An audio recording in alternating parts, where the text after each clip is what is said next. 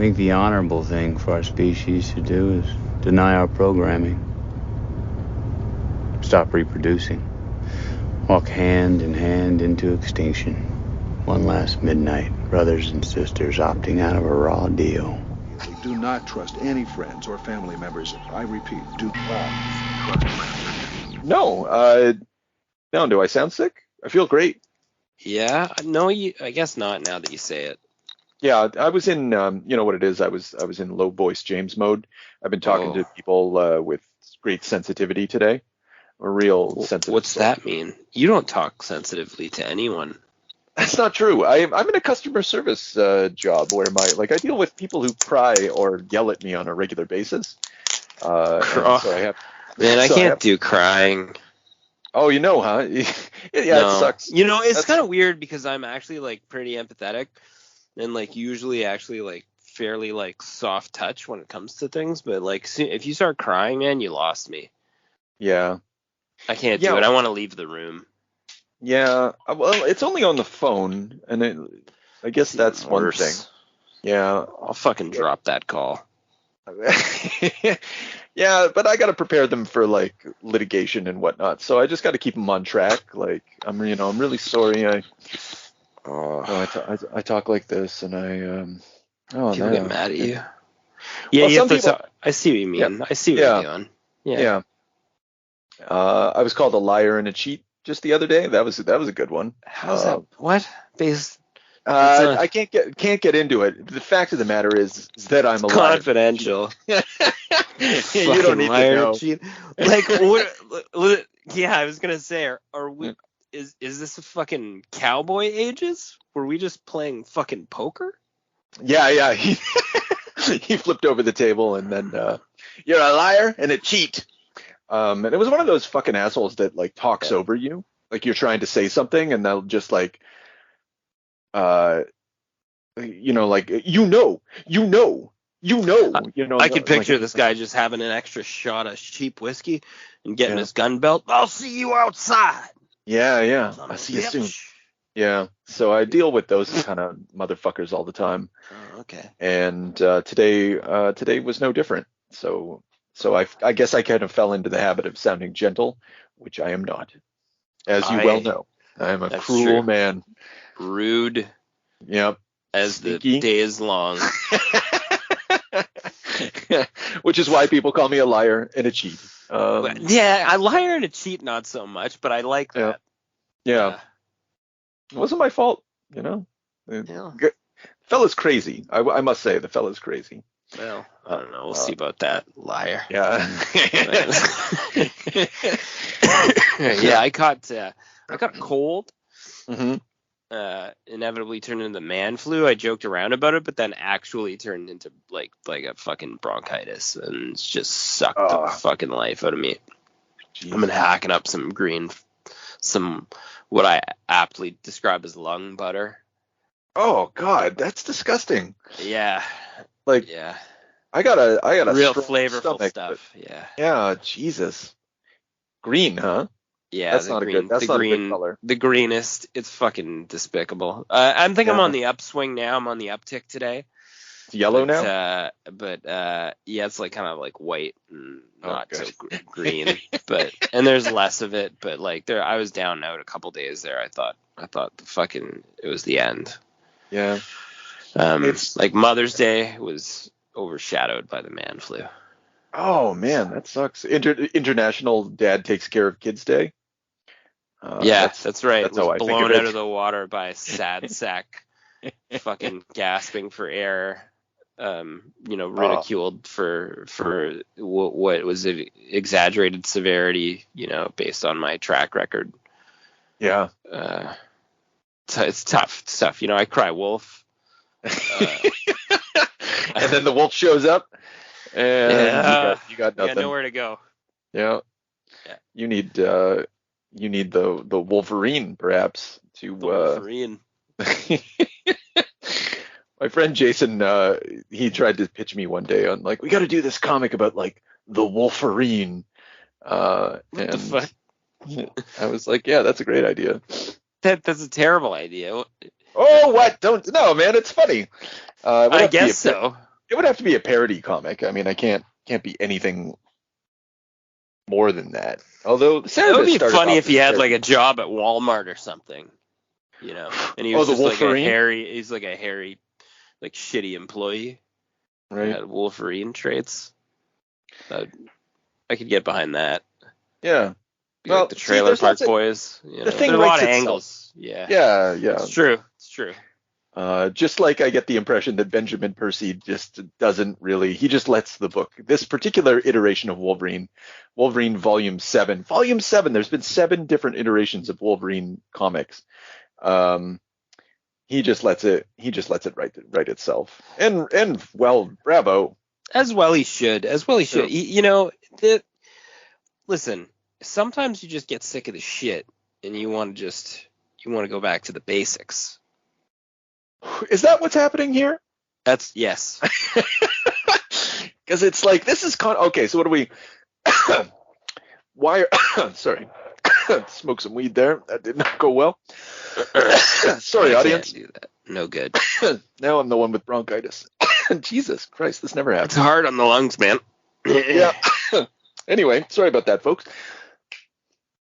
Juan Jose Rip started doing Wolverine, and I caught wind of this, and I told you, and then you picked up some issues, and I got rock hard about it. yeah, and so I got some issues, and we've got issue 29 to 33. Is that what we're looking at? Although that's what we're looking at today. yeah, Rip showed up in issue 26. But we'll just tackle Rip's these. going to 35, I think, for the grand finale. I believe He's checked that out. He's gonna be gone for one issue, but then I think he's coming back. Just one issue? There's a Ghost Rider issue. Yeah, at 36 that looks fucking dumb. Yeah. Not that Percy's really carrying anything here. Yeah, I'd have to look at I don't want to go too hard on Percy, but like he's not fucking doing anything here. I'm gonna disagree a little bit, but mostly I agree. Okay. I think that so okay, well while I'm trying not to cough, what happens in these comics, James? This here is a breath of fresh air from the Sandman. Yes. I feel like I've walked naked out into the woods. This is just the Wolverine I guess decides he doesn't like the law and order and constricting factors around Krakoa. Right. So, and that's what Percy's doing here is he's using an already developed and laid out elaborate world building that Hickman left behind for everyone to take their own steaming hot coil on. Right. And that's what he's doing here is he's just fucking him and Rip are show dancing a little tune around the outskirts of it without really drawing their own plot of their own. So what they've got here is they got the Wolverine who's decided fuck this, which is good. This is in keeping with the Wolverine's character, lone wolf. He's decided, this is making me a little uncomfortable. Which you figured it would have made him a little uncomfortable a lot earlier than this, but that's okay. A little minor plot hole. Yeah. So he's decided he's fucking off. Beast's deciding this is the equivalent of a nuclear weapon leaving their stable. Right. So he's not allowing it. So he basically sets him up to be murdered, and then clones him as a savage version of himself, so that he can basically sort of mind wash him to go and be like an instrument of death that works for this rogue X-Force team. Sort of a Beast's lost his moral compass kind of thing. That's been done before too. But then when that all goes sideways, the whole fucking thing goes sideways because he just decides, fuck it, I'll just clone a bunch of shitty Wolverines. Yeah, and myself. Which is also it just gets out of hand is what this idea they had. It turned dumb, and then it got dumber as it went along, and then it got exciting like Top Gun, and I don't know why. Well, I think because it passed the threshold of dumbness. Like you were just like, oh, I see. I was like, that's dumb. You guys fucked this up. And then I was like, wait, you're gonna keep running with it, okay? And then it transcended dumbness into just like a weird bromance, and then now I'm really pleased, and I don't know why. Yeah. So just to crystal, like just flesh that out a little bit more. Like you alluded to Beast and that sort of thing. So when Krakoa was formed, they established, we covered X-Force, also by Benjamin Percy, where they're basically like they use the analogy of CIA, the CIA for Krakoa. So they engage in black ops and shit like that, intelligence gathering. But Beast is, as you said, lost his moral compass for the 15th time, and yeah, he's gone rogue, and throughout the process he fucks over Wolverine pretty bad. And then Wolverine snaps out of it with the help of a little girl or something. Well, I think Krakoa, if I'm interpreting issue 29, which is a shit show properly, sort of the island, I believe, sort of rebuilds Wolverine's entire memory for him. Mm-hmm. And then he just sort of bursts out of the middle of the island, sort of like partially restored, and then decides he's going to hunt down the fucking Beast himself. Yeah, and at first I found this first issue irritating, and I went through it and I was like, oh fuck, it's just like, because it kind of just seems like a greatest hits Wolverine story. It's just like, remember all these, like it was all flashbacks, it's all stuff within his memory. Yeah, remember all these mini moments drawn into weird Krakoan tree by Rip in a bizarre way. But yeah, actually, before I go on, Rip, the reason we're reading this, and I know we already said, is that Rip's, like Juan Jose Rip, our favorite from it's wild to me that he got to start in Avatar. Is there nothing that place doesn't do? Well, because they've kind of given us two of the most dynamic and interesting comics artists, like mainstream comics artists of the 21st century, like what Jason Burrows and Juan Jose Rip. Like, I don't know, prove me wrong. Juan Jose Rip can do no wrong right now. I feel like I honestly feel like prior to this too, I was checking out some of the stuff Marvel was letting him do, and it was shit books. Right. Like, what were they like? Did nobody look at his fucking books prior to that? They were like, well, let's just try him out on the couple Contagion covers or whatever. Like, what fuck idiots? Like, just he should have been in a book prior to this. But I mean, like, hopefully this gives everybody's fucking head a shake. Well, he was doing stuff for Valiant Comics. Like, this is his. I don't think he'd done a lot of Marvel stuff, like you said. But putting him on Wolverine, beauty. This is it. Yeah. You're home, buddy. Welcome. So anyway, so he like, this could have been so shitty in the hands of anyone else, but this, like, he's penciling it, he's inking it. I got a feeling like it's electronic inks, because it's a little too digital to look like actual inks. But I could totally be wrong about that. But either way, he's penciling and inking. Someone else is coloring and someone else is doing lettering, but still, like, that's, people who can do that are not as common as they ought to be in comics. Well, I think it's probably a lot of work. It is, yeah. Well, 100%, I know it is. It's like double the work. But if you have a vision of what your art is supposed to look like, you have to kind of ink it yourself. I think. Or for some people anyway. Some people have like a team, like someone they're comfortable with maybe renders it the way they want. Yeah, Scott Williams probably and Jim Lee team up is probably the best team up there. I was watching a video with Ethan Van Sciver, whatever it is, who also pencils and inks their work, and so what they do in situations like there's one reason to do it is you'll make more money because you can get the wages of the inker and the penciler.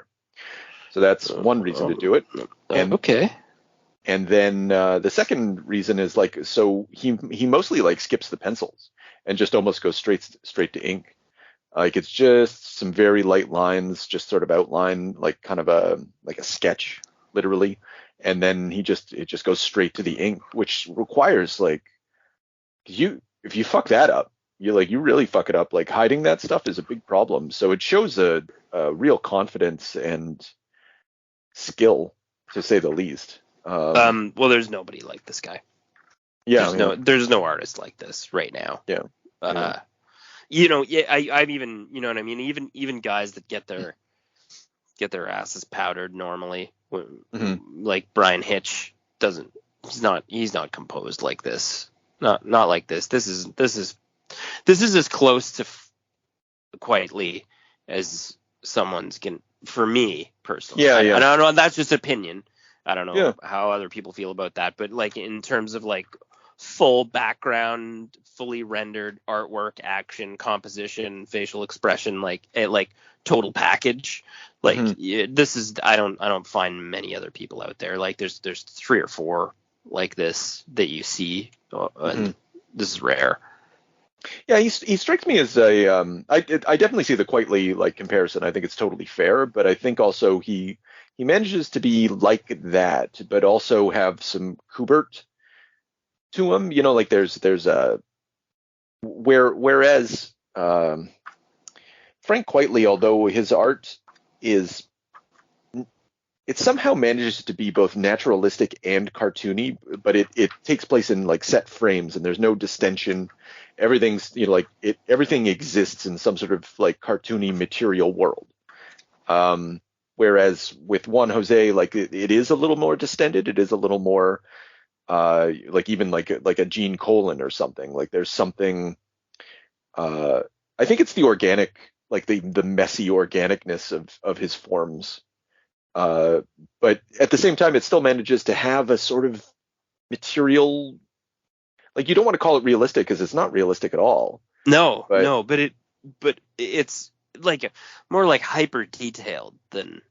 Yeah, but not in a way that like, because like compared to Ethan Van Sciver, who's extremely detailed, but his figures are shit, and his designs are cool, and like he pulls off a lot of interesting organic shapes, but his comic panel composition, like just his basic competence in the form, in communicating information on a page.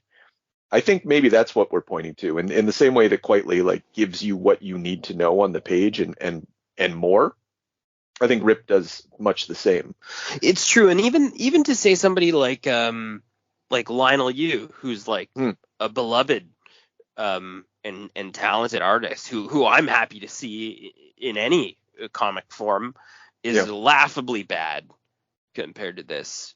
Even just references covers on these books. And I shouldn't say laughably bad. That doesn't make any sense. But I'm just saying, like, this is a different level of artist. Like, like if that's what you like in a book, like wade in. Like, we're here to tell you the water's warm. Jump on in. So this first issue, what I liked about it is and it kind of gave me a sense of what Percy thinks that he's up to in these stories, like why it's so over the top. And I think he's kind of taking, like you talked about it being metal, and I was thinking like I think he's taking a cue from Scott Snyder in a good way, in that he's just like, time to make it big, time to make it weird, time to make it dark, which is really appropriate for Wolverine. But he's also like he's trying to create some sort of, so it's a typical action adventure scenario starring Wolverine, but he's also trying to make it about like sort of larger metaphysical or philosophical concepts. I'm not saying he's doing it well, but like when Wolverine is fighting Sabretooth and stuff like that, and he's just like, or even as he's getting his memory back, he's like, I'm defined by pain. I'm in this prison of pain. I'm in myself, and this is like, that's fair. Like that's what we want Wolverine to be. Like it sounds stupid on the page, but he's kind of accurately describing this character. Like he's a basic emotional matrix. And then as he's fighting Sabretooth, like he's going over all the people that he's hurt and family members he's killed and all the shit he's been through. And then he ends up battling some sort of Krakoan infection and like saber-tooth virus. And, you know, he says, I'm someone who fights against everything Sabretooth represents. And Sabretooth, he's like, he is hate. And so, yeah, he's just trying to like boil everything down into its basic emotional structures. You know, like Wolverine is this creature of pain who nonetheless tries to overcome hate. And I was like, you know what, Ben, you're actually thinking, you know, like you've got some sort of larger something happening. Like it doesn't feel like it, but it's there to see, and it's not even hidden. But this issue is the purest expression of it, and you get kind of some of these things throughout. But yeah, he's also working with like a bit more of like I'm sort of enjoying the little cast of characters that he's running. So he's got Maddie Bannister and Jeff Bannister, Cecilia Reyes, the Beast, Sage, Black Tom, and Dolores Ramirez. So he's running this little mini cast of like sort of background characters. And they're dipping in and out of Krakoa. They're working as a team. Wolverine trusts them, and I like the whole lone wolf thing, but it's, I mean, you've seen every rendition of that I think you can see. So sometimes you do have to run a dynamic, have some fun with some other mutant powers, keep other characters flowing. It works good for Wolverine like that, I think, too. Yeah, but the problem, I guess the main book gets a lot more clout in terms of what you're going to do with the character, but Wolverine's spread so thin throughout the Marvel universe that you can't rely on him to experience a lot of change. Like, actually, another thing that's good about this is like this feels like there's stakes for Wolverine, even though there's all this resurrection protocol and all that shit, and he's got the healing factor. And I think it does flow. I think Wolverine's a little less exposed nowadays. He's a little more of a boomer. And less interesting to the new generation. I might be wrong about that. I don't know, and it feels a little bit like maybe that I know what you mean, and like that the Wolverine's just like, you know, had his sort of like day in the sun, and that he's like that he's backed off enough where I can get some more interest out of him right now. Yeah. Yeah, it feels like, and I know we're not reading all the Marvel comics, but like I do pay attention to what is on the stands, and I just don't feel like guest starring Wolverine happens as much anymore. Like, I think Bendis killed it. Not killed it, but I mean, like, just putting him on the Avengers, I think, was just the straw that broke the camel's back in terms of exposure. Yeah. This also feels a little more like a throwback Wolverine. Like, this is very unapologetic. Yeah, and that's a virtue of this series is like, yeah, it's it feels more like a Larry Hama sort of era Wolverine, where it's like, yeah, he's the best there is at what he does, man. And it's true, and the stakes are there. It does feel like sometimes Wolverine can get over healing factored and just be invincible. So who gives a shit what the stakes are? But when you add like a cast of characters, you add the Maddie in there, and there's a kid. There's just the other guy. Shoot, I just said his name and I can't remember it now. Yeah, Bannister. He's like doing anything to avoid even being around Wolverine because Beast's threatening him and his family. And then so there are stakes for other people, and then he does feel outmatched by the Beast, definitely. Like, yeah. So yeah, let's talk about that for a little bit. Like, I don't like when they do this with Beast. I guess I should say that off the top. I don't know why you would just shit inside the pool so badly. Like you've got like such a perfectly good character who does not need to be made the villain. But I think it's like he's really, really smart, right? So of course he's bad. I think there's a tendency. Yeah, right. You know, yeah. It happens all the time. You know, like Mr. Fantastic, he's a smart guy. I think maybe Hank Pym ruined it for everyone, beating his wife like that. Although he was just mentally ill. It had nothing to do with him being smart. That's true. Yeah. So getting to the idea that this is a battle of philosophical notions, like Beast is meant to represent. He's kind of three things in my mind in this story. He's one, sort of North American based anti-intellectualism. Like, I don't think Percy's actually smart enough to write an intelligent character. Sorry, Percy. Sorry, Ben. But so instead, like, it's just kind of a caricature of the anti-intellectual sentiment of contemporary North America. And also, he represents the X-Force is already sort of the quote unquote deep state of Krakoa, which is already sort of meant to be, to my mind, like an Israel analog. So he's like this rogue. He's the deep state. He's those rogue agents that actually cause all the problems. Like he's like the guy at the center of a conspiracy theory. He's even the Beast, right? Like Mark of the Beast, and he's just manipulating everything from behind in the way that conspiracy culture imagines happens. I said he was three things, but maybe he's just those two things. Maybe I was going to make an additional distinction somewhere in there, but I think that is maybe it. Oh yeah, sorry, and he's also a philosophical position, like this ultra utilitarian, this Machiavellian, like I do what needs to be done because it needs to be done, and morality it just goes out the window. As long as I'm doing the maximum good with the least amount of harm, then that's. And there's there's a good standpoint for that. There's a good hinge point for that, to sort of empathize with him as well. But I feel like they washed that out really quick.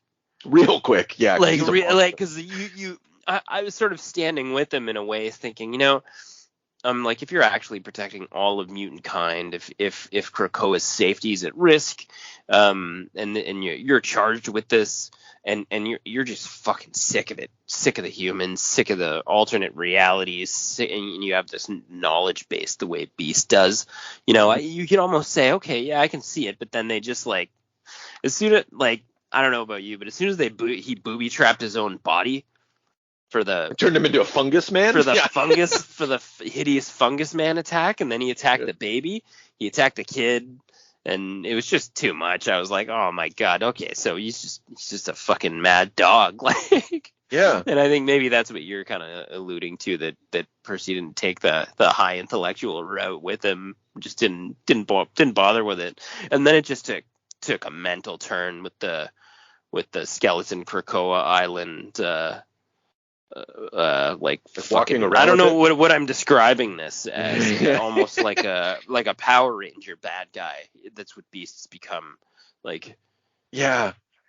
Yeah. That's a funny way of putting it. Yeah. He has this walking fortress. They use the example. They say kaiju, but it's not like that. Because he's not, like, although he does rip a submarine in half. That was stupid. Here's another reason, like, the thing the Beast is doing is just stupid. Like, this submarine comes floating by and he's like, I don't want anyone to know about my walking skull fortress, so I'm gonna rip this submarine in half. Like, people are gonna notice that, dude. And then they're gonna know about your skull fortress. Like, you're not actually hiding, you're just flailing around, saying, I'm here. Yeah, I mean, it looks cool. Well, yeah, that's what I mean. That's why it's kind of like that's when the shift happened, where I was like, oh, this is an actual Power Rangers villain. He's like, haha, fucking this place. I made a giant, and I'm gonna fucking mess shit up. Like that's what's happening. And like, and then after that, like, so he rips apart the submarine, bravo. And after that, the only thing that he does with it is stick the skull out of the water a little bit from time to time. Like, I forget if he actually does anything else with the big monster. No, not yet. Yeah, I'm sure he will. We're there's still like two more issues. Did he not attack another submarine also? Well, yeah, but like not with the giant monster. Yeah, he's really got a thing. Yeah, he did with the giant monster. He made like mini Wolverine claws. Oh, you're right. Yeah, you know what? I take it back. Yeah, so he just uses it exclusively to attack submarines. Yeah. Good move. So I mean, like, as cool as all this artwork is and stuff, that is a bit mental. Yeah, like I'm just like, what is all this? Like the question I often ask, you've heard me ask it a million times, it's like, who is this for? Me. Like, yeah, like You. yeah, like finally, but like if it didn't have Rip, I don't think it would be for us. We'd Oh just no, it wouldn't be. I wouldn't touch this with a stick. But you add Rip and you're like, yes, yeah. Do this all day. Do it again. Yeah. Do it again. Come up with another great idea. So I like the later too, that the beasts all like, they're all like nearsighted because he's the only one with the true vision. Yeah. And they're all bald. Like they're all like back talking him behind his back. Like yeah, and I like it's smart on two fronts. It's smart as a character moment, but it's also like, how do you have to be able to distinguish like the actual villain from the clones. So yeah, he gave them all glasses and like slicked back their hair so it looks like they're balding. And I don't like this tusks thing. Like, I don't like this version of Beast. Like the like design wise, you mean? Yeah. Like, yeah, just like aesthetically, like this is not. It's a way to do it. Like, it's not. Beast is so weird, like in the way that he's changed over the years. But like after the change, like the Morrison change, the new X-Men change, like when he turned more feline, I do wish that we'd stayed there. Like but I don't think most artists can cover it. Like, they just can't handle the feline. Like, oh no, it was a bit much. Yeah.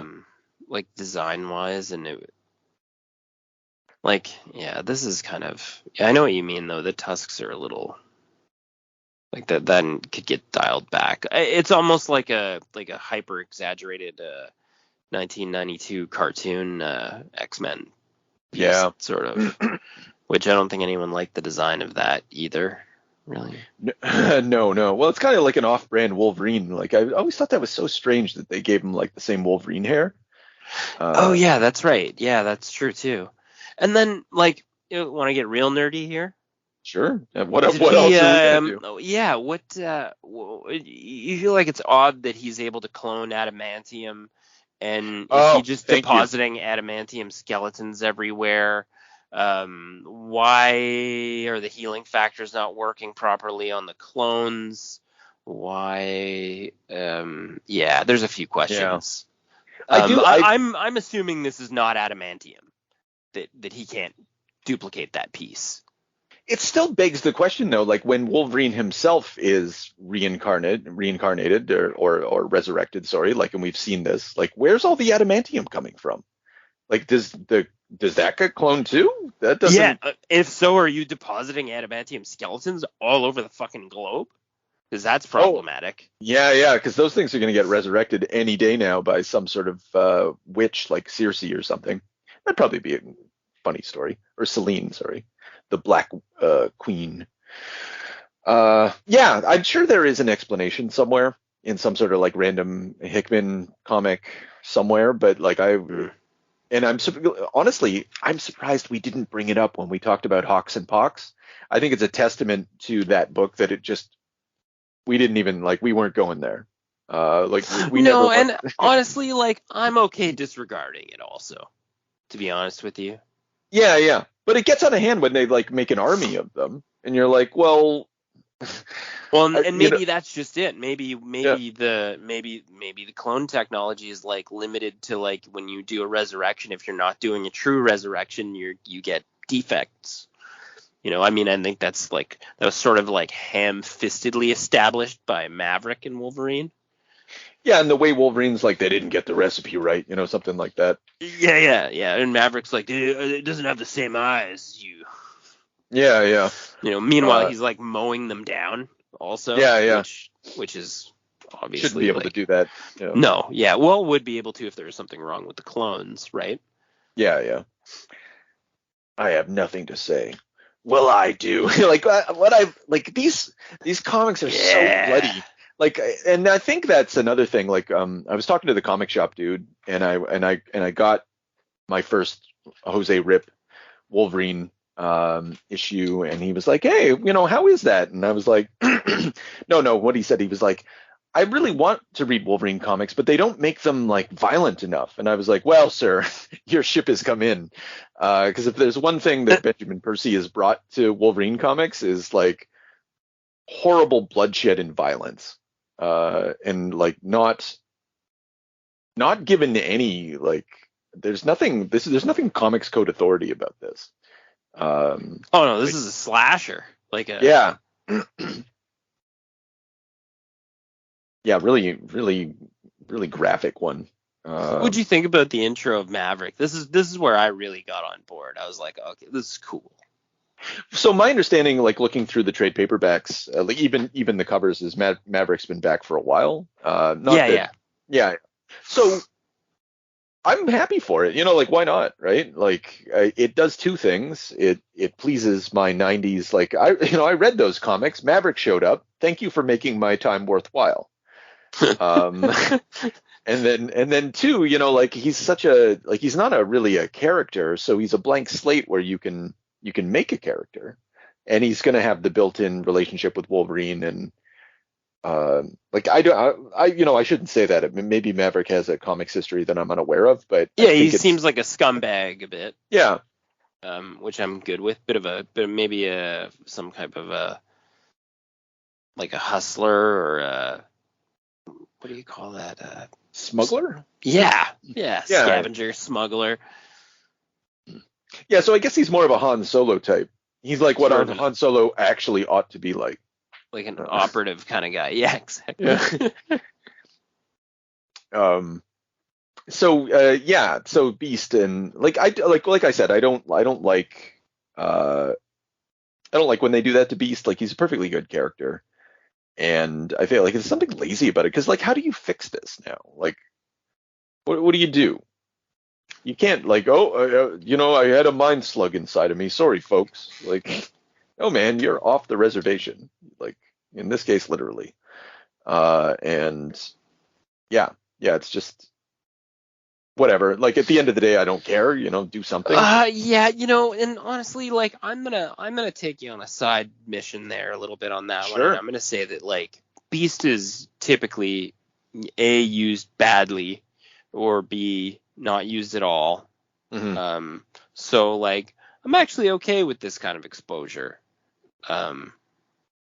Because I don't think I've read any kind of story that was relevant to Beast since maybe New X-Men. Yeah. So I mean, I don't know. I think it comes down to a couple things, which I think we've already touched on. Is like the reason people can't do Beast well is because like he's a smart character that isn't like a Reed Richards. Like the tendency is to like, oh, he's also like an amazing inventor, and like he's a genius on a obscene level, and like that he's not actually. And he's like, he reads poetry, and he's like very gentle, and he's sort of a pacifist. And that's actually very hard to write if you're dumb. That's right. If you have to like write intelligent dialogue, which is tedious, probably also. Yeah. Well, I don't know. It doesn't, like, you can have intelligent dialogue without it. Like, there's lots of intelligent people that don't quote Shakespeare needlessly. Like, actually, I could do with a lot less of that. Like, all I mean is just like finding that balance and like demonstrating his intelligence without trying to make him Iron Man or Reed Richards. Because like, I think that's a lazy way out. It's a way of sort of, in the same way that like, I think of Doctor Who, like, like everybody, Doctor Who or Sherlock Holmes, like they tend to be written by like people who like, it's a stupid person's version of what a smart person sounds like. And it's unfortunate because like, I don't think Benjamin Percy is very dumb. Actually, I think there's thought and intelligence behind these comics. I just think some of these choices are lazy, regarding Beast. And you probably could have done that with a different character, but it has emotional stakes because it is the Beast. But then again, I don't feel any camaraderie. Like, maybe it's just because it's Wolverine and he's had enough. He was pretty much tortured, so he's just like, well, it's true. Yeah. And like also like having Wolverine get to the had enough point is like that's sort of like what you want to draw out. Yeah, because like Wolverine's character is such that like when he's had enough, like Then you can like get you can get fired up as a fan. yeah, because he's decided like this person's got to go. I'm gonna put this dog down, and like because of the character, you're like, okay, great, yeah. I'll Like, go on this adventure with you. yeah, like you're on a morally righteous quest, and I think that's what separates him from the Punisher, or a character like the Punisher. Like the Punisher just kills people like because they're criminals, because they're guilty, and it's kind of low. Like he just guns down drug dealers, like street dealers. Um, if Wolverine decides to kill you, it's because he's judged you morally. And you're out the door now. Like he's not like, and he'll give you some passes because like he doesn't mind human behavior. He's okay. He's gonna hang out with Maverick. Maverick's a smuggler. That's just how they do, But if you're a piece of shit, you're fucking dead. And that's how they wash over his murderousness and make it acceptable and heroic. Yeah, I think that's one of the many ways to distinguish the two. But Yeah, and that's fine. And he has like a regard for human life and mutant life, and he's mad at you if you don't save kids like Maddie. Yeah. You had one fucking job. Yeah, he's so. And a lot of this is also sort of infected by the Krakoan era. Like Mad Tom is unrecognizable as like what we would have understood him to be coming out of the 90s. Yep, that's right. Like I get it because like somewhere in the 90s he ended up in X-Force getting all sorts of plant powers for some reason. So like they've kept that element of him and made him part of Krakoa. Why not? But they also have him dressed like a vampire for some fucking reason and talking. Oh yeah, he's dressed like a Starjammer still or whatever. Yeah. So that's interesting. I don't know what they're doing here. I mean, even the Beast, like the lurking evil eye when he unleashes like a fucking the equivalent of like a robot bee on that kid. Yeah. Like sick fuck. I like some of it's almost like comically evil or like it's just goes so beyond the scope of like what's acceptable. And then just turns into like this mad dash for like a super powered. It's just it's just like a Power Rangers battle royale. Yeah, I'm honestly curious how this is going to wrap up. I really want to see Wolverine kill the Beast, like properly kill him, because the problem is like he kills him, and then the Beast is so clever that he's set up like multiple, like his brain is uploaded all the time, and he's hidden it from the rest of Krakoa. Like his memory, personality, all that stuff that gets uploaded to Cerebro, and he's set up like this lab where. What's going on with that sword? I don't know. I don't know what that is, and I forgot to Google it. What do they call it? It's the Cerebro sword or blade of Cerebro, sword of Cerebro. Stupid. Yeah, and like, what does it have to do with anything? Like, I think that's a major failing of this comic. Like, it really assumes that you've been reading up till this point, and you don't need any hints, like, or context clues. It's wrong. Yeah, because like we're not dumb. We're pretty experienced X-Men readers. Like, you can throw a lot at us, and we're gonna kind of follow along because we know these characters. But yeah, not a clue. Yeah, I'm looking at it right now. Yeah, but you can make me sad real fast on the X-Men, and that's happened, Yeah, all the time. Yeah, don't go. I mean, I've definitely said this to you, but don't go near the X-Men comics right now. I'm not. I quit I quit 5 or 6 issues after. Yeah, it's been probably 2 years since you Council or whatever, and I was like, I see what we're doing here, and I'll take my leave. Yeah. I saw Wolverine #1, said no. Yeah. Although that initial Wolverine story where he fights a bunch of vampires has a really cruel, really, really cruel thing that happens to Wolverine. Like, he gets frozen in ice or whatever, and the vampires are, because he has a healing factor, they're just using him as like a constant meal. So he's stuck in like this. He's in this encased in ice, but they've tapped his veins. Like, he's stuck like that for like several issues or something. Is what I. Oh, gross. It seemed, yeah, right. And I'm like, Percy, man, dude, it's a good idea. This guy's an idea factory for like artists. Yeah. You know, so like even watching. So okay, but let's get into the underwater fight. Sure. Yeah. Yeah, now we're talking, right? Impressed? What, the underwater, like, against Maverick? Yeah. When Maverick takes on a few Wolverines and the Beast down in the sunken submarine. Yeah. It was awesome. Yeah, no, the action's great. And it, given the fact, like, I don't know, it's because we haven't read his collaboration with Kubert or whoever came after Kubert, but like, I just don't know if he's altered his style in order to make use of Rip, because there's a whole page it's completely silent, and you're watching everything happen and you're following it, and something like when the giant skull mech gets those Wolverine claws. Yeah. There's a lot of silence. That's what, and I mean, it's just like, honestly, let Rip cook. He's doing what he needs to do here. Yeah, I just don't know if like that's what Percy was doing with his other artists, or whether or not he's sort of adapted, realizing what he has at hand. That'd be interesting to know. Yeah. Could be curious. I don't know. I don't think I'm curious enough to go and check it out, but it's a question I have. What do you think about the beers crossing streams? Yeah, what the fuck is that about? That's so okay. So for those of you who don't know, there's an image of Maverick and Wolverine. They're opening up beers down in, like, they've broed up, and they just realized they're both going to go after Beast, and they both open beers, and the beer sprays out like it was two guys pissing and crossing the streams. Got to be on purpose, but I wonder if it's in the script. Yeah, I don't know. There's a little mini forum on Reddit that I laughed when I saw that image that I sent to you, and and one guy was talking about like homoerotic subtext.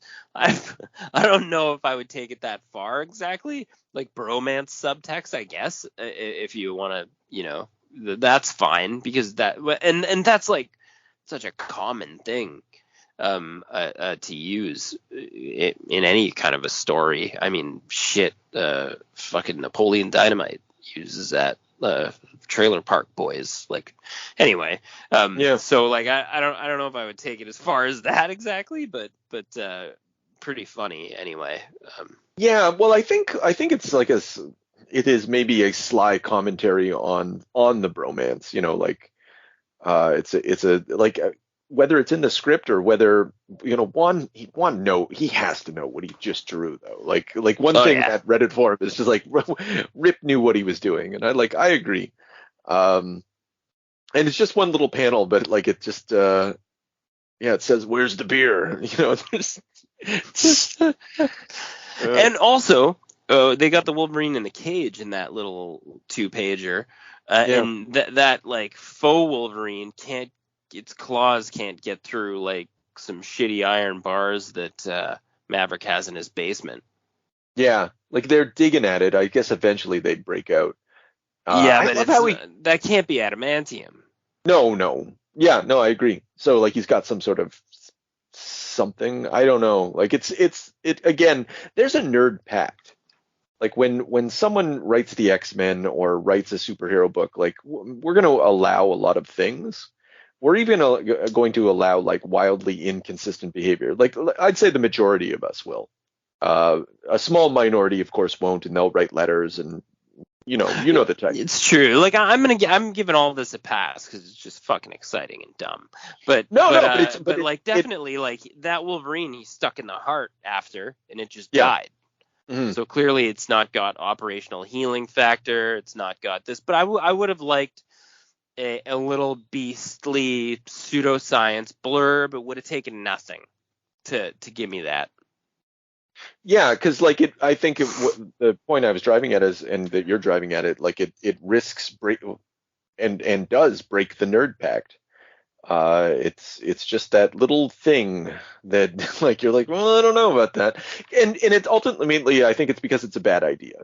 Like it's like creating these multiplications of Wolverine after the comic has gone out of its way to like reintegrate the main character is, well, one, it's stupid. Like, what, the last thing we need to see from Spider-Man is Spider-Man fighting like a million of himself, or Captain America, or like pick any other character. Like, it's just silly, and it forces us to think about these things, and like, and you've kind of failed as the storyteller if your audience is thinking about something that makes the story ridiculous against their will, because they.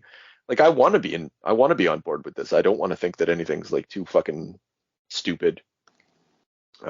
Anyway, yeah. Yeah, it's true. And it gives you the breakdown of, like, it gives you the explanations you need just subtly on the Beast end. Or like he's genetically flawed them on purpose so that they're useful to him, but they're not him. Yeah. He can have them executed. They're cowardly. They can't see. They're not the prime version of the Beast. He wouldn't have done that, right? So I mean, so that seed there is planted for you, but like you say, no offerings given on the Wolverine end to say like, why is Maverick like mowing these things in half, decapitating them, carrying around dead bodies, just dismantling them?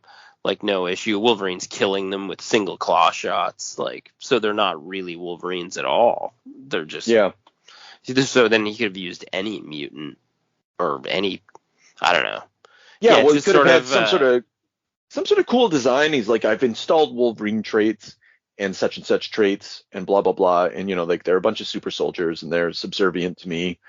I do think I think the answer to the question is contained in my criticism. Like Percy's trying to,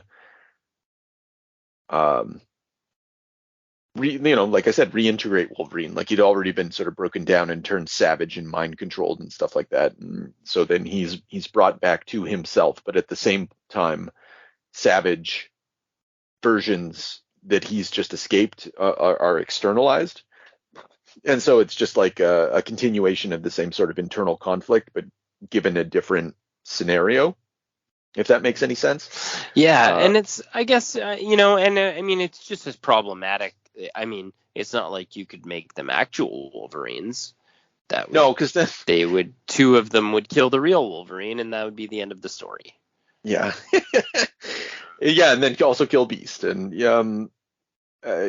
all have to be lesser or whatever. And so I think in a situation like this, what's missing is an opportunity to learn more about the main characters through these lesser versions of themselves. And again, this is, Benjamin Percy, like he writes airport novels. So to expect anything more than an airport novel rendition of any of these characters is probably asking too much. It's clearly asking too much because it's been 33 issues and we haven't gotten it. I just love how you're ripping Ben. Sorry, Ben. I don't know. Like he's getting somewhere. Like it's not stupid by any regard. Like we've called it stupid numerous times, and like it's fucking stupid. But there is an intelligence behind the stupidity. I think I'm just sort of repeating what we said at the beginning. Yeah, but it's stupid like the movie The Rock is stupid, like in an awesome way. Yeah, there you go. Yeah, I'll buy that. Yeah, for $1 or more. Mm-hmm. Yeah. So I don't know what else did I got in my notes. I did really like these though. Like I said, I'm excited. I want to know how this turns out. Yeah. Well, I think. Oh, sorry. There was another when Wolverine's jolted out of. So he's been in a mindless state, and then Krakoa jolts him out. He comes up to Sage or whatever, and he's like, I can't just kill him. And there's this like he still engages with the Quiet Council, another thing, like he's sort of law abiding here, actually. He's like, I got to do the right thing. I got to turn him in. He's going to kill him or whatever, but he's also going to bring an end to it in some sort of manner that's consistent with justice. I guess we'll see, though. He might just burn it the fuck down. It's true. The Quiet Council seems. I mean, the Quiet Council is also like problematic to this entire thing taking place. Like, how is this allowed to take place? Well, yeah, because then Wolverine drops a dead body right in the middle of the council, and like Professor X is like, Wolverine, wait, come back. Yeah, and like what, and then he's allowed to operate for what I'm going through here, understanding is days. Yeah. Just on the loose. Attacking Britain, like attacking their medicine supply. But even then, like, the Quiet Council also is, like, got to be in tune with Black Tom, who's established that the Beast has taken his Power Ranger Zord out of Krakoa, which they should already know about. And I mean, like, unless they're completely fucking useless. Well, I think that, yeah. Which would be hugely problematic. I'm not even sure where you'd go with that kind of story. If they were just fucking morons. I think that the best way of handling it would be that they let Beast do this, knowing that there's going to be a net good to flow from it. Like they're playing the player. That would be kind of interesting. In the same way that, he thinks he's a rogue agent, but he's dancing to my strings, that kind of thing. Right. Or they full well knew that Logan would dismantle. Oh, but what about the cost of? There's the high cost of human life. I guess maybe that wouldn't matter to them. I guess so, but like there's got to be a better way than just like I'm going just letting alone, Chuck. Wolverine's going after them. He'll take care of it. Yeah, they're like, well, I guess that's fine. Like I suppose I mean, I guess succeed. Yeah, or you could take the undertext with it and just say maybe Beast is so fucking smart that they just are totally blindsided by all this and have no way of tracking him. Yeah, which I'm not inclined to accept. Because that's a lot of powerful psychics. Wolverine didn't even have to tell the fucking story. He just showed up and gave him a dirty look and let them read his mind. Yeah. Which was a very cool moment, actually. Yeah. And then they just really Xavier should have had a drastic reaction to that. Maybe he's just so used to Beast going fucking right off the deep end that at this point it's like, well, I can't, it's kind of the pot calling the kettle black if I get upset about this. So maybe he just agrees with Beast. Yeah, he's gonna let Beast finish off the Wolverine, and we'll just close the book. Oh yeah. Well, it's not the first time that Professor X has gone evil, essentially. Yeah. Onslaught. I mean, we talked about at the beginning of Hawks and Pox. It's Xavier just giving up his humanity to a large degree and becoming sort of alien, and all the X-Men becoming alien. But I'm looking at this. Okay, you got Storm, Colossus.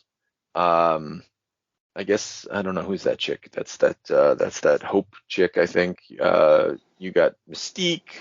Anyway, you got all of them. The Black King, all that shit. Anyway, all these incredibly powerful individuals who could probably lend a hand, or get the rest of the X people. This is a full-on X-Men emergency. Yeah. Oh, whoa. Actually, I just thought, so they're supposed to be, I see. Okay. You know what? I can hand wave this for us. I think that our criticism remains, but the idea is that the X-Force wasn't supposed to exist. It's secret, right? It's the Black Ops unit. And so they have to disavow it. They can't go out public. They can't admit that it exists. and so they're just gonna have to let Wolverine shut it down, right? And then So they're gonna have to just like hope that Wolverine beats the Beast. Yeah, I guess so. And then they'll have a committee report, like some sort of something or other, like a Warren Commission, and figure out how you don't let your alphabet letter agencies take over your government, that kind of thing. Not that ever actually happens, but I'm happy with your hand wave on that. Yeah, no, I whatever. Yeah, it's funny that I didn't think about it too much as I was reading it, and it's just like it's like 2 pages. It's like I think Benjamin was just like, well, I'm gonna have to do something about this, so 2 pages and then moving on, and then after once it's all done. I do really like that. One little thing about this though is I like the Krakoa thing's great. You like we said, there you go. Here's your groundwork. Tell new stories. See you guys later. Get the airport novel guys to do some work for a while. Thanks. High five, Hickman. But I do like that this is still Wolverine. Like you can just go in and enjoy the Wolverine. They're gonna cross some streams, pop some claws, kill some people.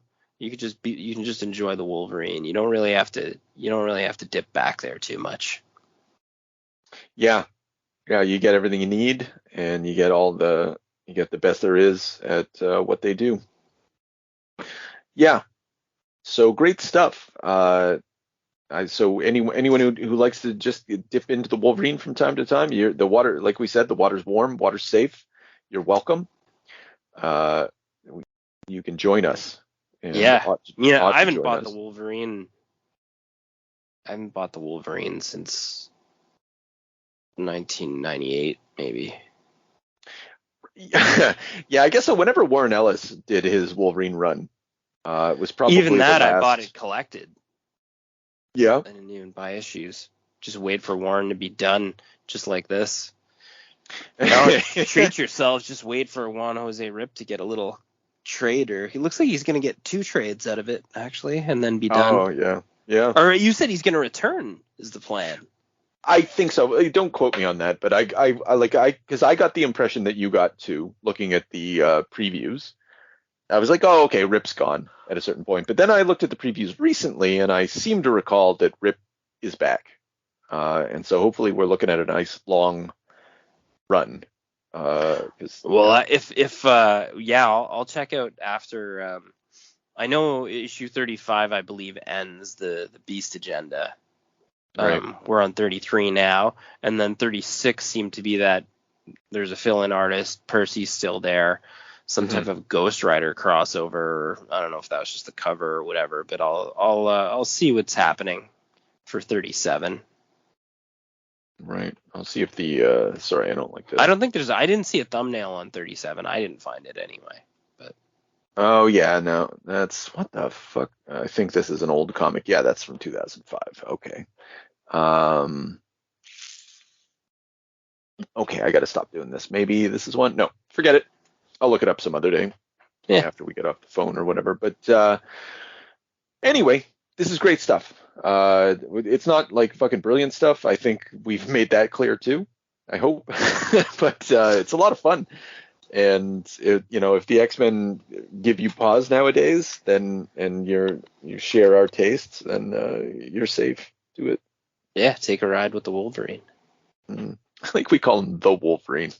The Wolverine. The Bearverine. That's gonna quiet trademark. Yeah. That's the wrong thing anyway. It's the beauty of the idea. It could be anything. The Beaverine. That all just writes itself. Now all we need is a little energon and a lot of luck.